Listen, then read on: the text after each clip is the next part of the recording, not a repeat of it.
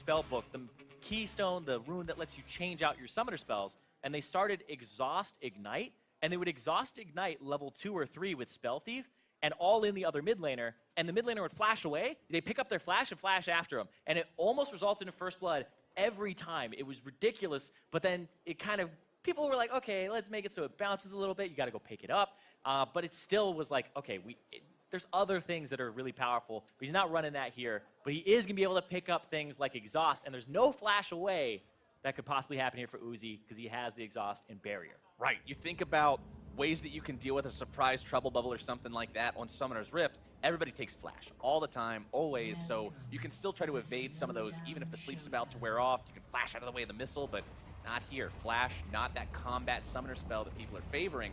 Airy taken on both players yet again. It seems to be the most prevalent keystone so far just because of the extra trading power early on and the guaranteed power of it. You can't dodge away with boots like you can from Comet or something similar. Longsword 3 pots for Uzi. Wants to have that extra regeneration compared to the Doran's Blade with 1 potion start that we saw in the previous 1v1. Same start that Bjergsen took over there for PraY. He's got your Doran's Ring plus 2 potions. All right.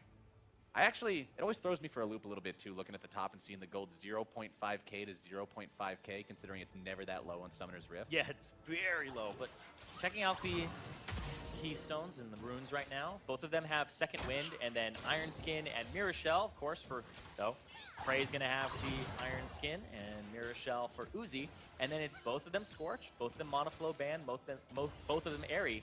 Only difference is PraY has Celerity and Uzi has Absolute Focus. So when he's above that 70% HP threshold, he'll have a little bit more AD. Problem is, when you're at level 1 and you only have, I don't know, 500, 600 HP, falling below 70% means that you took 150 damage. Yeah. So you lose that pretty rapidly. And Uzi gonna hit level 2 first. And chunk PraY a little bit there, already below that half HP and popped a potion, whereas Uzi, no potions just yet. He's still living the good life. PraY firing off the Paddle Star, only finds its way onto the cannon minion. Yeah, but every cooldown you use, it's so abusive that you can just walk up next and PraY. Uzi gonna hit level 3 Bubble soon, bubble. too. Right in the minion wave. Paddle Star not finding its mark. Melee Creep doing a good job on that one, being the hero. Yep, and Uzi gonna hit level 3 first as well and continue his pressure here. This may be this is weird because it feels like both of them are fishing for kills early, fishing for all that poke and harass.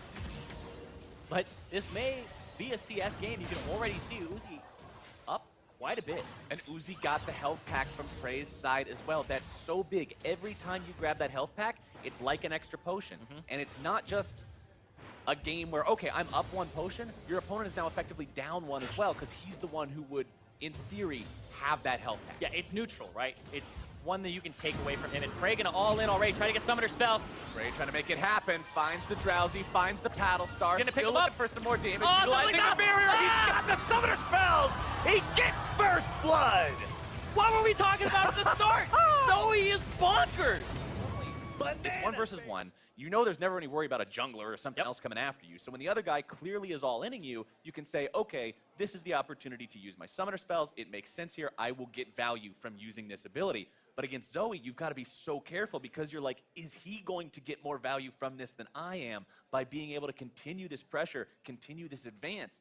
And it's so difficult to tell just because you don't have to consider this against any other champion. Yeah, it's kind of like Zoe is breaking the rules in a way where normally you're like, okay, we're focusing on CSing, we're focusing on trading, but then the all-ins are different. She bends the rules there, and the adjustment that's been made by Uzi is he takes Ignite plus Barrier here.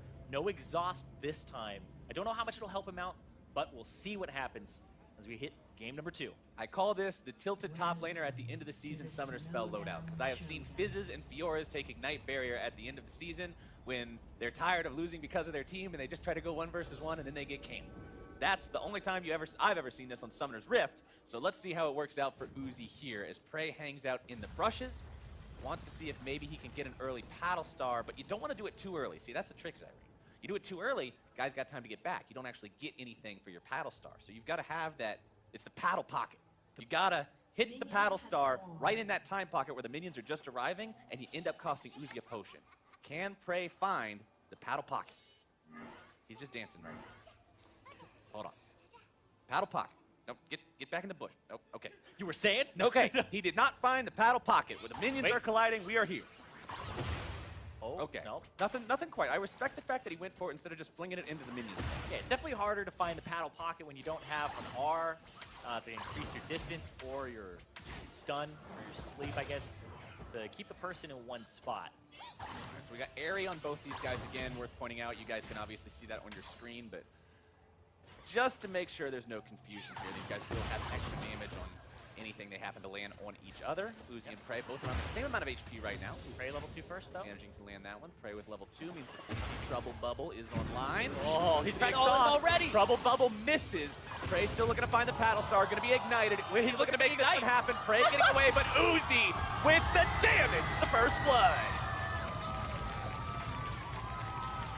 That was an all-in there that went haywire. And I think this is probably the coolest way for this to end, considering they're both going to be making adaptations. PraY from game 2, Uzi from game 1. This is it. All the marbles. Whoever wins here goes on to play in the grand finale tomorrow. The exact same picks and bans from game number 1 between these two guys. This is the final game, the final time that they will face off against each other here in this 1v1 in the last semifinal. You can see PraY there looking up to the sky. He is ready. Ready, dude. Uzi's focused.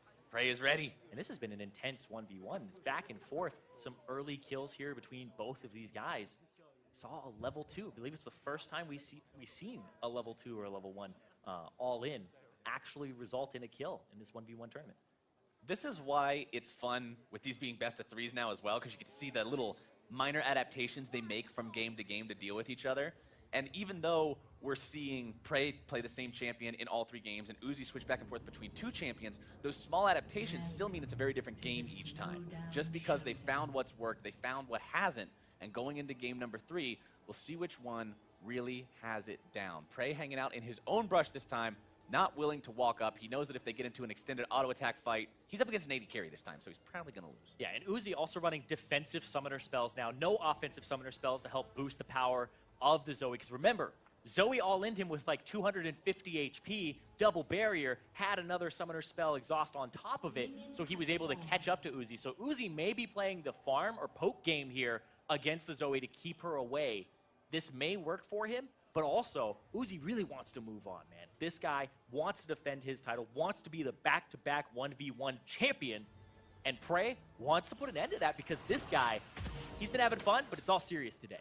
All right, let's see which one of them can come out on top here. PraY firing off the paddle star into the minion wave this time, not looking for that fishing shot onto his opponent. A little bit of damage coming out from Uzi there to proc the Airy, and PraY's just going to continue shoving up, auto-attack the minions, help your minions out. PraY only got 3 of those minions out of the 6. It's mostly for the shove. He wants to shove it so he gets level 2 first, and that Uzi does not. Throwing it back. Gets level 2 so it doesn't have that fast push on a cannon minion. Auto-attacking proc the Airy, still gets himself back. Uzi a little bit lower HP for now, but remember he does have more potions to work with. Exactly, he has 3 of those potions. Just used a single one of them here. Cannon minions still pushing up. Remember, the cannon minions come on alternating waves on this version of Howling Abyss. So now the cannon minion has arrived. The reinforcements are here for PraY. Uzi continuing to try to push up. There's a lot of minions waiting there. PraY on the wrong end of these trades right now. But remember, this is what happened in game 1. PraY was sitting very low on HP, and then it was the all-in. It was the summoner spell. So Uzi basically saying the same thing that PraY did in game 2, saying, all I did was mess up. That was it. It was just the fact that I didn't keep the poke pattern. He's fine, just sitting on top of the minion wave for now. PraY goes back, grabs his own health pack. Last time we saw Uzi deny that in this matchup. Yeah, those spawn at 2 minutes and 15 seconds, respawn every 1:15 afterward. There's your poke pattern. There it is. And he's out of potions. He doesn't have any running right now either. You can see Uzi really committed to this Varus, and it's been working. See how he can do now that he is pushed up underneath, almost underneath that enemy turret. This is where things got bad last time. Playing it slow and steady this time around. PraY with plenty of mana thanks to the mana flow band, proccing every 60 seconds to give him that mana restoration and free spell. Yep. Issue here though for Uzi is he doesn't have an offensive summoner spell, right? No ignite, no exhaust to actually all in. It's defensive here. And that's why I kind of figured he would be going for a CS lead. But PraY gonna all in again. He's trying it. Right. He's going for broke. PraY trying to bait it out. He gets the exhaust, but will be first blooded by Uzi. can't reach the summoner spells. Uzi outplays and has the run back from game one. That's what you said, Zyrene. It's all in the execution. It's not the match.